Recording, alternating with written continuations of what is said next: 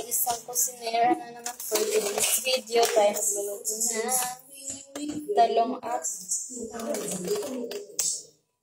talong stick. Ayan, sibuyas.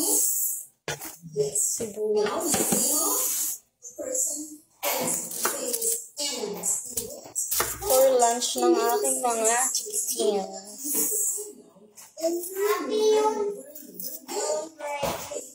You will be using something in exchange of that. And that's going to be our lesson for this morning.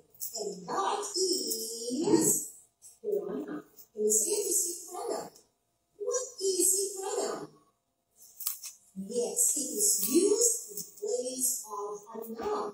Or it is a substitute for noun. So instead of saying the same name over and over again, or saying the same name first, the same name animal or thing, you are going to use a pronoun in exchange of it. So your sentence will be nice.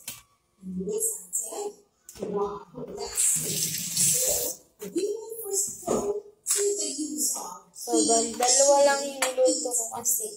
Kaya parang pusa lang sila kumain. So, magiging taga-ubos na naman tayo.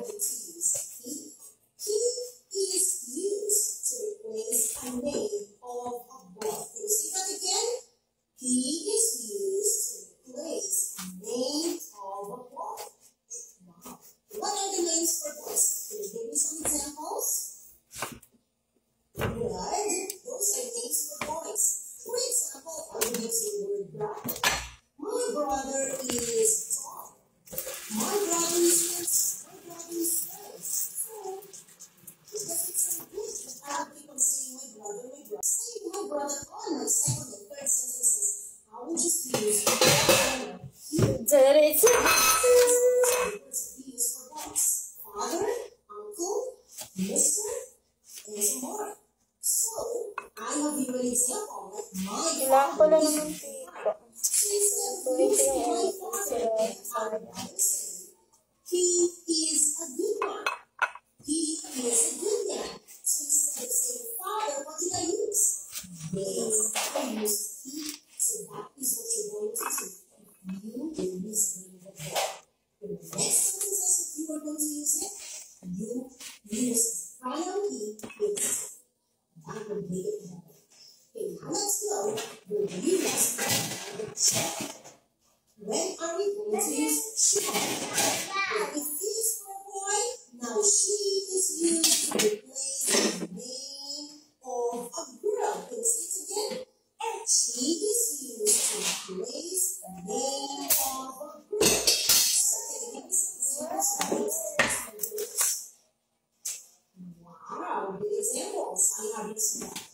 Mother, sister, miss, Mrs., princess, queen. So, yung ating yung kalamansi and yung, bali, ipiprito muna natin siya, guys. So, ayan, nagsalang na ako. Bali. Yes, for a name animal, for anything, we will use it. Children, remember, we will just use he, she, it, for Iisa. just for a name of one boy, one girl, one girl. You use it for the one. Let's go to the sentence.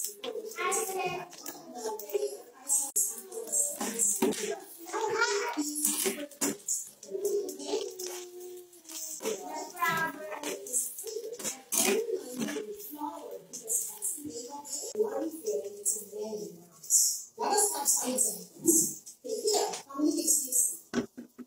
Yeah, since we have more than one and there are two or more, many, who is the children? So listen, the children are in the playground. The word children refers to many kids, not just one. That means many children are the boys or girls. But instead of saying the children are being afraid, they are very happy. See? Kayo, guys. Anong ulam niyo, guys? So, yeah, toasted na siya mga guys. So, hanguin na natin siya.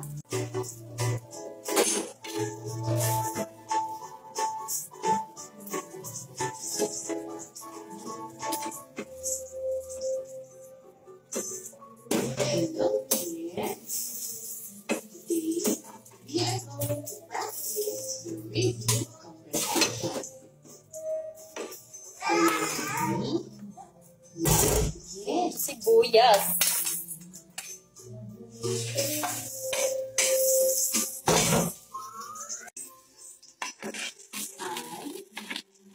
Wow. Kalamansi.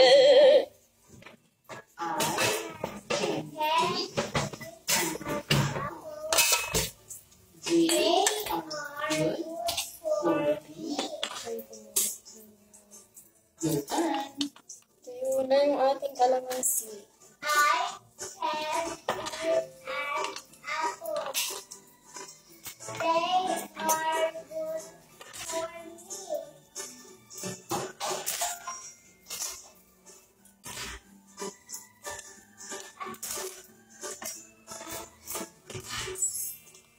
Questions.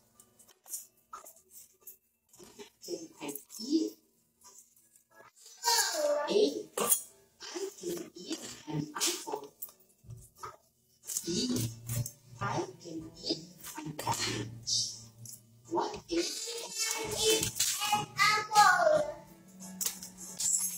A. I can eat an apple.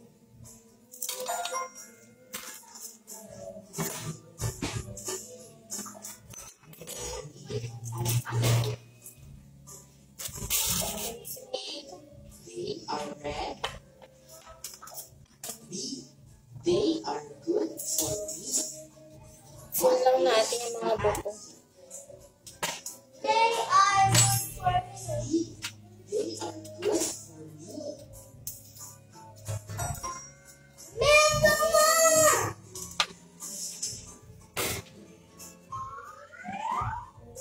Okay, then the soy sauce. Hello, everyone. Hello. Goodbye. Hijab. So, mas gusto nila maraming sabaw, kaya dadamihan natin yung sabaw. Nasaan yung talong? Goodbye. Hijab.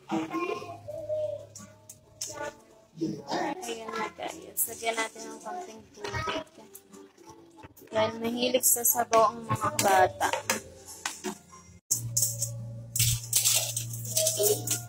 Hello, everyone. B. Hello, funny bunny. Hello, cute bunny. Hello, cute. Hello, cute bunny.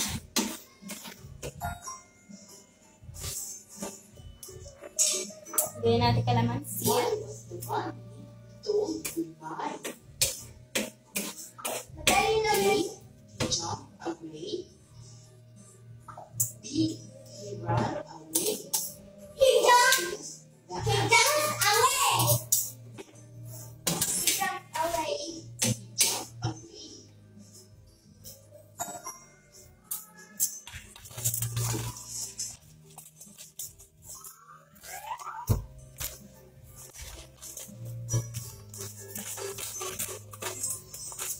Dog likes to play with cars.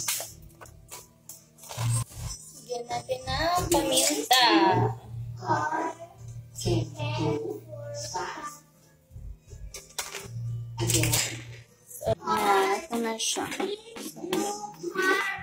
So, lagay na natin yung talong natin. Yeah, mekus-mekus.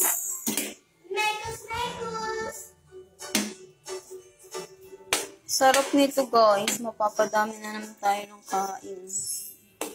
Questions. What a song. So, maaga pa naman. After nito, mag-workout na muna ako.